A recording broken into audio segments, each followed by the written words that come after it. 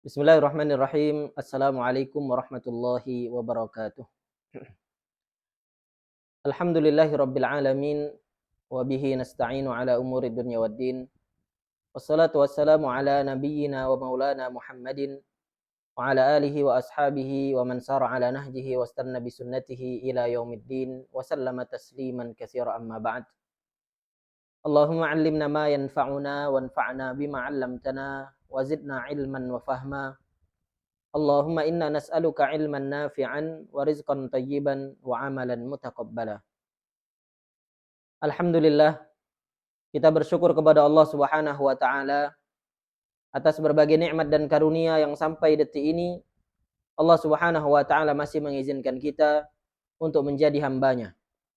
Karena nikmat yang besar di antara nikmat yang agung adalah menjadi hamba Allah Subhanahu wa taala.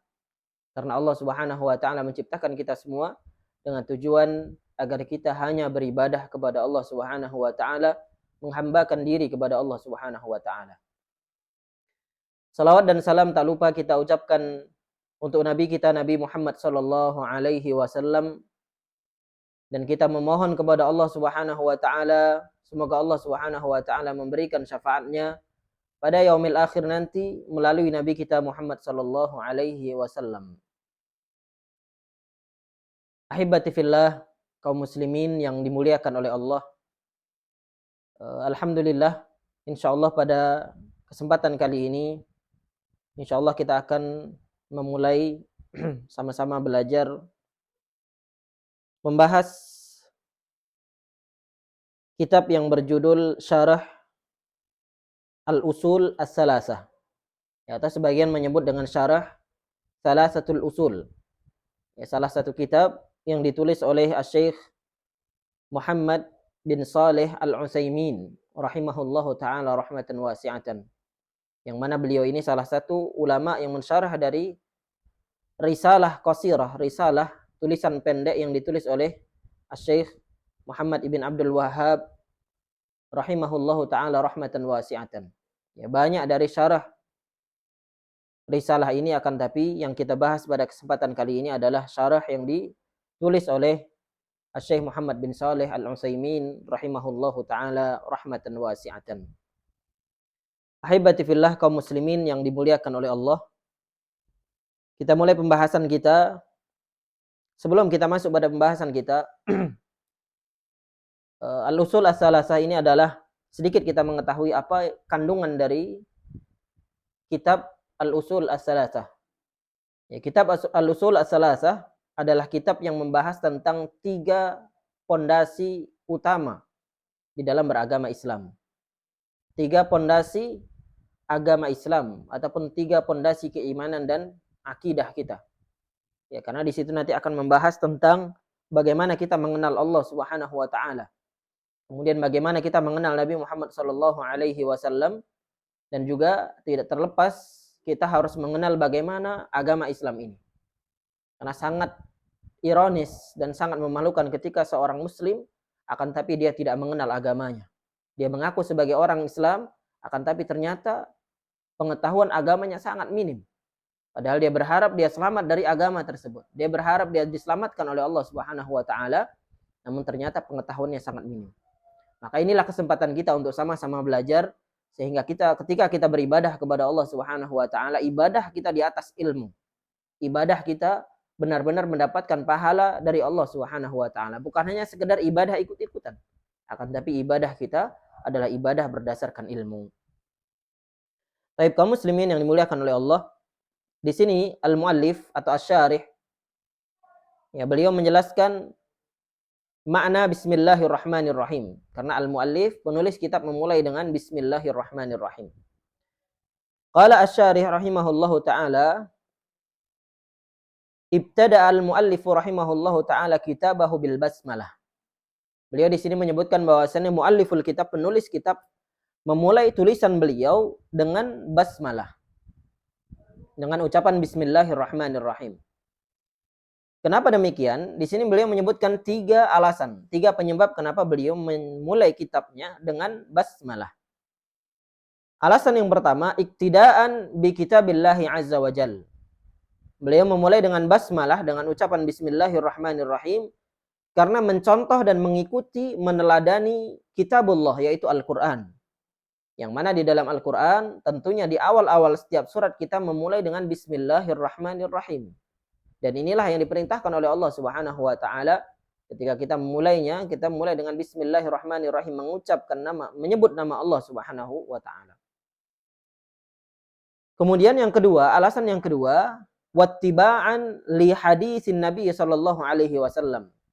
Karena mengikuti hadis Rasul sallallahu alaihi wasallam, mengamalkan hadis Rasul sallallahu alaihi wasallam. Beliau sallallahu alaihi wasallam bersabda, "Kullu amrin dzibalin la yubda'u fihi bi bismillah fahuwa abtar." Segala urusan penting yang tidak dimulai dengan bismillah, yang tidak dimulai dengan bismillah, fahuwa abtar. Maka urusan tersebut akan terputus dari keberkahan, terputus dari manfaat. Maka ini perkara yang tidak mudah, perkara yang serius. Ketika kita memulai sesuatu yang penting, urusan yang penting, maka sudah seharusnya kita mulai dengan bismillah. Dan inilah diantara bentuk ciri muslim, ya, senantiasa mengucapkan bismillah dalam urusan-urusan kebaikan. Kemudian alasan yang ketiga, kenapa dimulai dengan bismillah, waqtidaan bir rasuli sallallahu alaihi wasallam. Karena memang mencontoh dan mengikuti Rasul sallallahu alaihi wasallam. Karena Nabi kita Muhammad sallallahu alaihi wasallam, ketika beliau menulis surat-surat kepada raja-raja di kala itu, ya, melalui katibur Rasul sallallahu alaihi wasallam, ya, sekretarisnya Rasul sallallahu alaihi wasallam yang bertugas menulis, ya, maka Rasul sallallahu alaihi wasallam memerintahkan kepada sekretarisnya yang menulis surat beliau agar dimulai dengan bismillahirrahmanirrahim. Ya, maka inilah diantara alasan kenapa di sini al-muallif menulis kitab, memulai kitab al-usul as-salasah dengan bismillahirrahmanirrahim. Taib ahibati fillah, kaum muslimin yang dimuliakan oleh Allah. Kemudian berikutnya beliau al-muallif melanjutkan, rahimakallahu annahu yajibu alaina ta'allumu arba'i masail. Setelah beliau mengucapkan bismillahirrahmanirrahim, selanjutnya beliau mengucapkan rahimakallah. Semoga Allah memberikan kasih sayangnya kepadamu. Ini merupakan doa baik yang diucapkan oleh al-muallif, penulis kitab, kepada para pembacanya ataupun siapa saja penuntut ilmu yang mempelajari kitabnya. Ya, ini sama saja halnya sebagaimana ketika kita menulis karya tulis, biasanya kita ucapkan di situ dengan ucapan wahai pembaca yang budiman, wahai pembaca yang dimuliakan oleh Allah. Ya, begitu juga di sini al-muallif mendoakan kita selaku pelajar yang mempelajari kitab beliau ataupun yang membaca karya-karya beliau dengan ucapan rahimakallah. Doa yang singkat, doa yang ringkas, akan tapi maknanya ternyata sangat luas. Ya, maknanya ternyata mengandung kasih sayang Allah Subhanahu wa taala, sebagaimana kita ketahui bersama bahwasanya kita tidak akan masuk ke dalam surga Allah kecuali karena disebabkan kasih sayang dari Allah Subhanahu wa taala. Manusia tidak masuk surga disebabkan karena amalnya.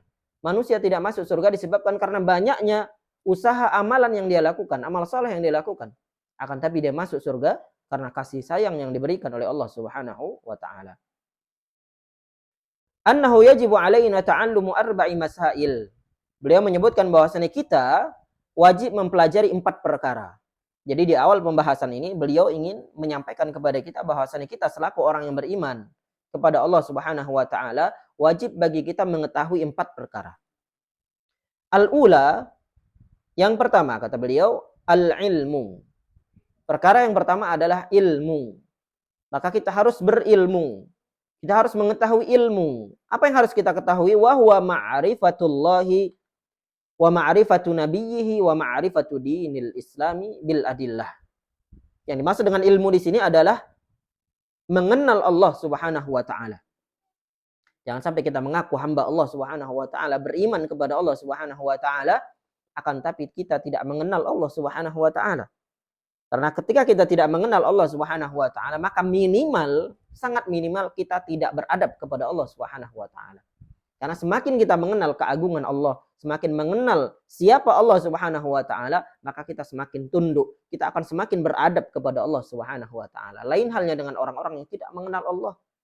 Ya, dia mudah dikhawatirkan mudah tergelincir kepada kesyirikan ataupun melanggar aturan-aturan Allah Subhanahu wa taala.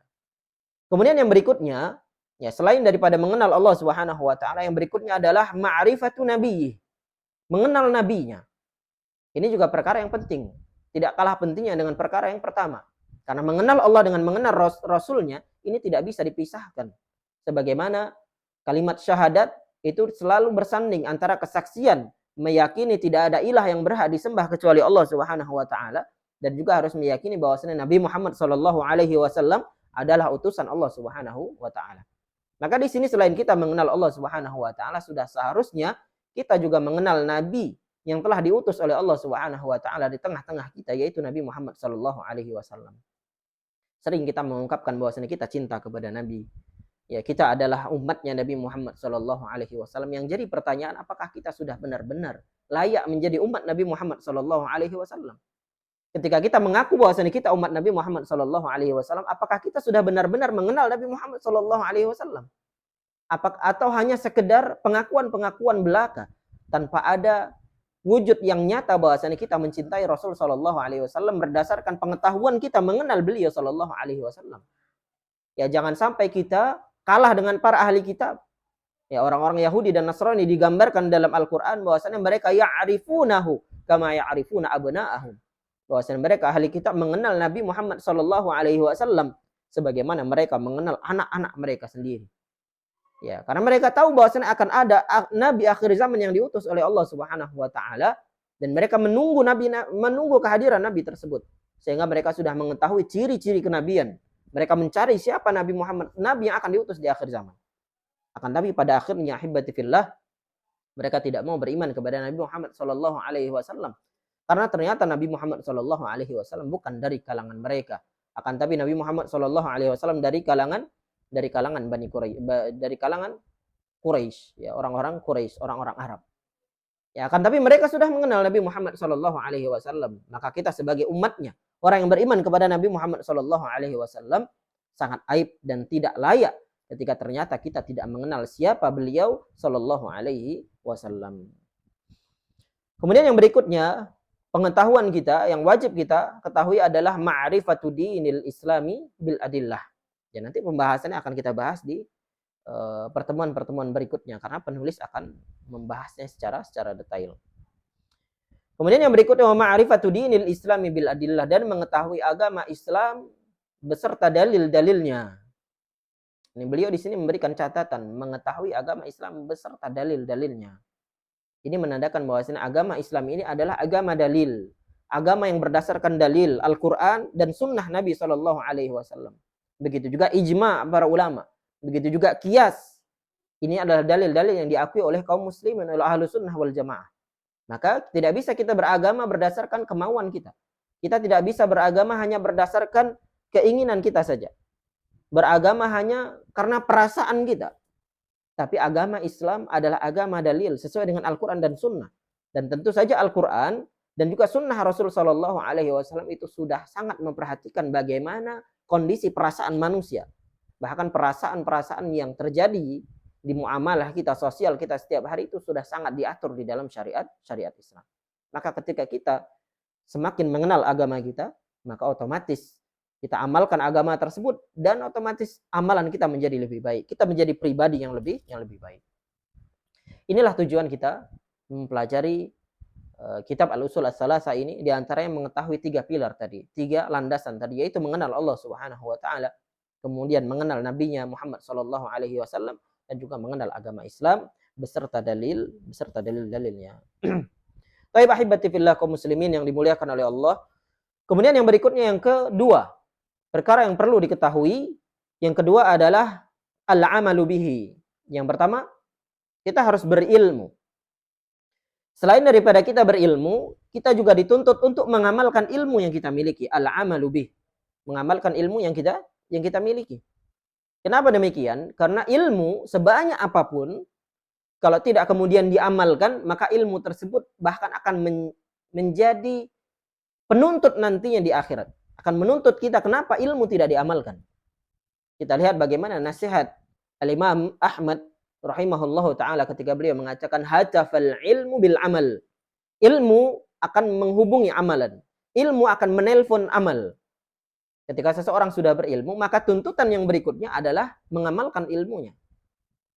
Fa in ajaba wa illar tahal. Ya, jika panggilan ilmu tersebut diangkat oleh amalan, dijawab oleh amalan, maka alhamdulillah. Seseorang tersebut yang berilmu, dia akan mengamalkan ilmunya. Wa illar tahal. Akan tapi kalau ternyata tidak diamalkan, panggilan ilmu tadi tidak dijawab oleh amalan, dalam artian dia tidak mengamalkan ilmunya, wa illar tahal, maka ilmu itu perlahan akan pergi. Itulah permisalan yang disebutkan oleh Al-Imam Ahmad rahimahullahu ta'ala. Maka ketika kita memiliki ilmu sedikit demi sedikit, kita mendengarkan faidah, mendengarkan kajian, mendengarkan ceramah, ya ilmu-ilmu yang sedikit ini kita amalkan. Karena memang tuntutan dari ilmu yang kita miliki adalah mengamalkan ilmu tersebut. Wahibati fillah kaum muslimin yang dimuliakan oleh Allah. Ya, dan sebagian perkataan ulama yang mengatakan ataupun pepatah mengatakan al-ilmu bila amalin kasyajari bila samarin. Ilmu yang tidak diamalkan itu bagaikan pohon yang tidak berbuah. Coba bisa kita bayangkan ketika kita memiliki 1 hektar kebun mangga, ataupun 1 hektar kebun sawit, ataupun 1 hektar kebun buah-buahan, akan tapi ternyata kebun tersebut tidak menghasilkan buah sama sekali. Ya, bahkan ketika kita jual pun harganya akan turun, harganya murah. Kenapa demikian? Karena yang dicari adalah buahnya. Begitu juga ilmu yang tidak diamalkan itu bagaikan pohon yang tidak berbuah. Ketika ilmu yang kita amalkan, ilmu yang kita miliki kemudian kita amalkan, maka dia akan bernilai mahal. Ya, Al-Imam Al-Bukhari ya, rahimahullah ta'ala juga menyebutkan al-ilmu qabla al-qawli wal amal. Ya, bahwasanya berilmu terlebih dahulu sebelum berkata dan juga beramal. Baik, ahibati fillah kaum muslimin yang dimuliakan oleh Allah. Kemudian perkara yang ketiga yang wajib kita ketahui adalah ad-da'watu ilaih. Setelah kita berilmu, kemudian berikutnya yang kedua mengamalkan, dan yang ketiga adalah mendakwahkan. Mendakwahkan ilmu yang telah kita miliki, ilmu yang telah kita amalkan, maka berikutnya adalah mendakwahkan. Mengajak orang lain ataupun memberitahukan kepada orang lain ilmu yang kita miliki. Mengajak orang lain untuk beramal soleh, mengajak orang lain untuk beribadah hanya kepada Allah, mengajak orang lain untuk menuju kepada kebaikan. Dan ini merupakan amal yang baik. Ketika Rasulullah SAW menyebutkan dalam sebuah hadis, man dalla ala khairin falahu mislu ajri fa'ilih. Siapa yang menunjukkan kepada suatu kebaikan, ya, siapa yang menunjukkan kepada suatu kebaikan, maka dia akan mendapatkan kebaikan yang sama seperti orang yang melakukan kebaikan tersebut. Ini adalah amalan yang sangat mudah. Kita kabarkan kepada orang lain, kita tunjukkan kebaikan kepada orang lain, kemudian orang lain tersebut mengamalkan kebaikan yang kita sampaikan, maka kita mendapatkan pahala yang sama tanpa mengurangi pahala yang dia dapatkan. Ini merupakan kebaikan yang diberikan oleh Allah Subhanahu wa taala di dalam berdakwah. Maka kita sampaikan kepada orang-orang di sekitar kita, kepada keluarga kita, kepada teman-teman kita, kepada orang-orang yang dekat dengan kita sampaikan ilmu yang telah kita miliki. Kita sampaikan ilmu yang telah kita amalkan. Kita ajak mereka untuk beramal soleh. Kita ajak mereka untuk semakin dekat kepada Allah Subhanahu wa taala. Karena di samping kita mengajak, di samping kita menunjukkan kebaikan, maka di saat yang sama kita mendapatkan kebaikan ketika orang tersebut mengamalkan kebaikan yang telah kita sampaikan kepadanya. Taib ahibati fillah, kaum muslimin yang dimuliakan oleh Allah. Kemudian perkara yang keempat, yang keempat yang terakhir adalah as-sabru 'alal adza fihi. Ya, bersabar atas cobaan ketika kita berdakwah. Bersabar ketika kita menuntut ilmu, bersabar ketika kita mengamalkan, dan juga bersabar ketika kita mendakwahkannya. Karena di dalam berdakwah kadang ada tantangannya, dalam berdakwah kadang-kadang ada cobaan dan gangguannya. Kita lihat bagaimana Rasul Shallallahu Alaihi Wasallam, dakwah beliau sangat sulit. Bahkan beliau dilempar batu sampai wajahnya berdarah, dilempar kotoran, diludah, dilempar batu. Ya mungkin dakwah kita tidak sebanding dengan beliau. Akan tapi jangan sampai semangat kita menurun untuk mendakwahkan kebaikan, untuk mendakwahkan risalah yang dibawa oleh Rasul Shallallahu Alaihi Wasallam, risalah yang dibawa, syariat yang dibawa oleh Rasul Shallallahu Alaihi Wasallam. Maka di dalam berdakwah, di dalam menjalankan syariat Allah Subhanahu Wa Taala, kita harus bersabar. Di sini Syekh Muhammad bin Shalih Al Utsaimin rahimahullah taala beliau menyebutkan makna sabar. As-sabru habsun nafsi ala ta'atillah. Ya, bahwasanya ini dimaksud dengan sabar. Di sini beliau ingin menyebutkan bahwasanya sabar itu ada macam-macamnya, ada jenis-jenisnya. Yang pertama adalah habsun nafsi ala ta'atillah, menahan diri di atas ketaatan kepada Allah Subhanahu wa taala. Ini jenis sabar yang pertama di dalam taat kepada Allah Subhanahu wa taala. Terkhusus contohnya di bulan Ramadan seperti ini kita membutuhkan kesabaran. Di siang harinya kita berpuasa, menahan lapar, menahan dahaga dengan aktivitas mungkin yang padat, bahkan sebagian aktivitas yang keras, memanen sawit dan lain sebagainya, tapi mereka harus tetap berpuasa, menahan diri di atas ketaatan kepada Allah Subhanahu wa taala. Bukan hanya di siang harinya, bahkan di malam harinya kita harus berdiri untuk beribadah kepada Allah Subhanahu wa taala, untuk membuka mata kita, membaca Al-Qur'an, tilawah Al-Qur'an. Ibadah di siang hari dan malam hari. Dan ibadah apapun membutuhkan kesabaran. Maka harus kita latih diri kita untuk bersabar di atas ketaatan kepada Allah Subhanahu wa taala. Karena memang ketaatan, ibadah, amal soleh itu membutuhkan kesabaran. Kemudian jenis sabar yang kedua, wahabsuha an ma'siyatillah. Bersabar menahan diri dari kemaksiatan kepada Allah Subhanahu wa taala. Ya, menahan diri dari kemaksiatan kepada Allah Subhanahu wa taala. Ini jenis sabar yang kedua. Bukan hanya di atas ketaatan yang membutuhkan kesabaran, tapi menahan diri dari kemaksiatan itu juga membutuhkan kesabaran. Karena kemaksiatan seringkali dihiasi oleh syaitan menjadi sesuatu yang indah di dunia ini. Sesuatu yang sangat menggiurkan. Itulah sifat dari kemaksiatan yang dihiasi oleh syaitan. Maka kita harus bisa menahan diri, bersabar menahan diri agar kita tidak terjatuh ke dalam maksiat. Bahkan maksiat, dosa itu tergolong menjadi dua. Ada dosa kecil dan dosa besar. Maka kita harus perhatikan benar-benar jangan sampai kita jatuh dalam dosa, jatuh dalam kemaksiatan. Menahan diri, bersabar agar tidak terjatuh dalam kemaksiatan. Contoh yang mudah diantaranya adalah anak-anak muda yang mereka belum menikah, baik laki-laki maupun perempuan. Sebagian dari mereka sudah memiliki hubungan cinta. Alasan mereka adalah cinta, akan tapi cinta yang dusta. Cinta yang didasari oleh hiasan syaitan, bukan cinta yang sesungguhnya, bukan cinta yang diridhai oleh Allah Subhanahu wa taala. Maka anak-anak muda harus menahan dirinya di atas ketaatan kepada Allah, menahan dirinya agar tidak jatuh dalam kemaksiatan. Maka nantinya ketika mereka sudah waktunya menikah, ya mereka akan bertemu dengan pasangan yang halal, yang diizinkan oleh Allah Subhanahu wa taala, bahkan bersentuhan dengannya itu akan bernilai ibadah. Berbeda dengan sebelum menikah mereka bersentuhan akan berdosa, ya bernilai maksiat. Kemudian jenis maksiat yang ketiga, jenis sabar yang ketiga, wahabsuha anit tasakhuti min aqdarillahil mu'limah. Jenis yang ketiga adalah bersabar menahan diri dari cobaan, dari takdir Allah Subhanahu wa taala yang buruk. Ya, kita menerima takdir Allah Subhanahu wa taala. Di dalam menghadapi takdir Allah Subhanahu wa taala, manusia itu ada 3 tingkatan. Yang pertama adalah orang-orang yang tidak mau menerima takdir Allah Subhanahu wa taala, mereka marah. 3, menghadapi takdir Allah Subhanahu wa taala.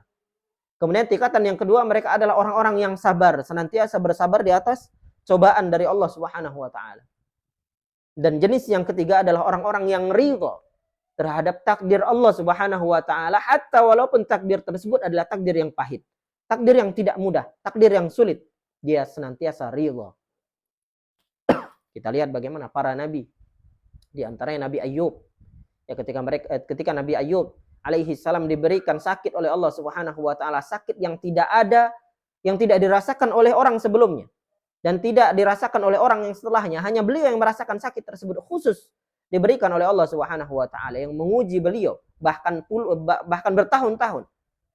Dalam berbagai riwayat disebutkan 18 tahun beliau merasakan sakit tersebut, akan tapi beliau tidak pernah mengeluh, tidak pernah mengadu kepada manusia. Dia hanya mengadu kepada Allah Subhanahu wa taala. Inilah sabar di atas takdir Allah, bahkan takdir yang buruk sekalipun kita harus bersabar menghadapi takdir tersebut. Ahibati fillah kaum muslimin yang dimuliakan oleh Allah. Dalam sebuah pepatah juga disebutkan as-sabru yu'inu ala kulli amal. Ya, kesabaran akan menolong setiap amalan. Ya, amalan apapun, pekerjaan apapun akan mudah kita kerjakan ketika kita memiliki kesabaran di dalam diri kita. Amalan yang mudah akan mudah kita kerjakan dengan kesabaran yang ada. Bahkan amalan yang sulit, pekerjaan yang sulit, tugas yang sulit juga akan mudah kita lalui dengan kesabaran yang kita miliki. Makanya seorang penyair mengatakan as-sabru mislusmihi murrun madzaqatuhu walakinna awaqibahu ahla minal asali. Kesabaran itu bagaikan buah yang pahit. Walaupun rasanya pahit, murrun madzaqatuhu, rasanya pahit, walakinna awaqibahu ahla minal asali. Akan tapi buah dari kesabaran itu rasanya jauh lebih manis daripada madu. Inilah permisalan yang disebutkan oleh para penyair.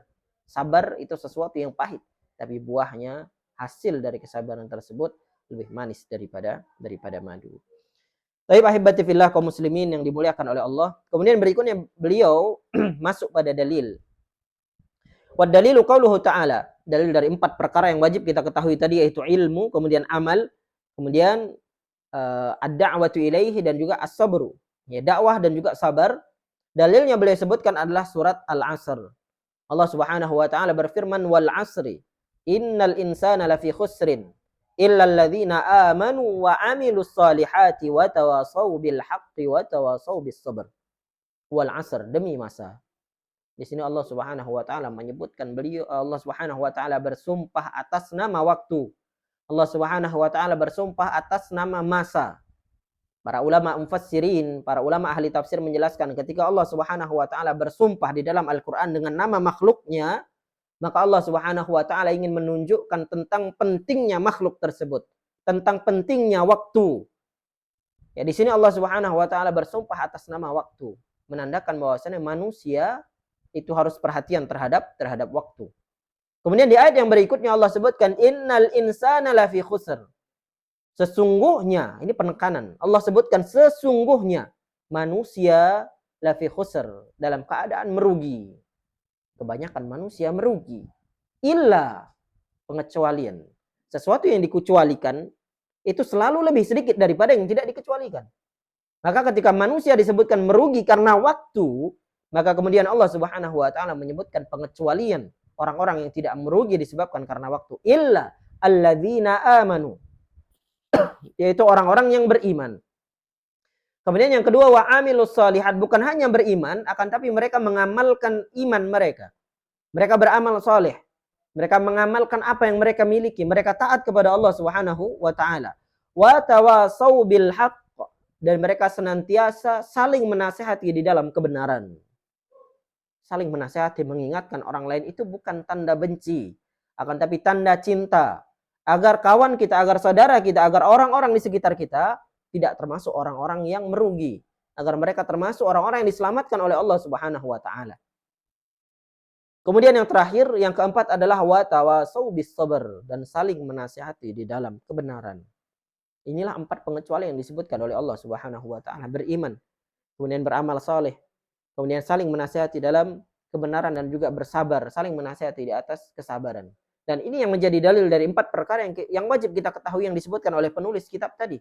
Yang pertama adalah berilmu, beriman kepada Allah Subhanahu wa taala, mengenal Allah Subhanahu wa taala, mengenal nabinya, mengenal agama Islam berdasarkan dalil-dalilnya. Kemudian yang kedua, wa amilus salihat, mengamalkannya, beramal saleh. Wa tawasau bil haqq, mendakwahkan kebenaran, mendakwahkan ilmu yang telah kita miliki. Dan yang terakhir adalah bersabar di atas ketaatan kepada Allah Subhanahu wa taala, bersabar ketika menyampaikan kebaikan, bersabar ketika beramal, mengamalkan syariat Allah Subhanahu wa taala membutuhkan kesabaran sebagaimana yang tadi telah kita jelaskan. Ahibati fillah kaum muslimin yang dimuliakan oleh Allah. Kemudian yang berikutnya yang berikutnya beliau menyebutkan perkataan Al-Imam Asy-Syafi'i rahimahullahu taala. Ya, Imam Asy-Syafi'i salah satu ulama Ahlus Sunnah wal Jamaah. Beliau adalah salah satu ulama madhab.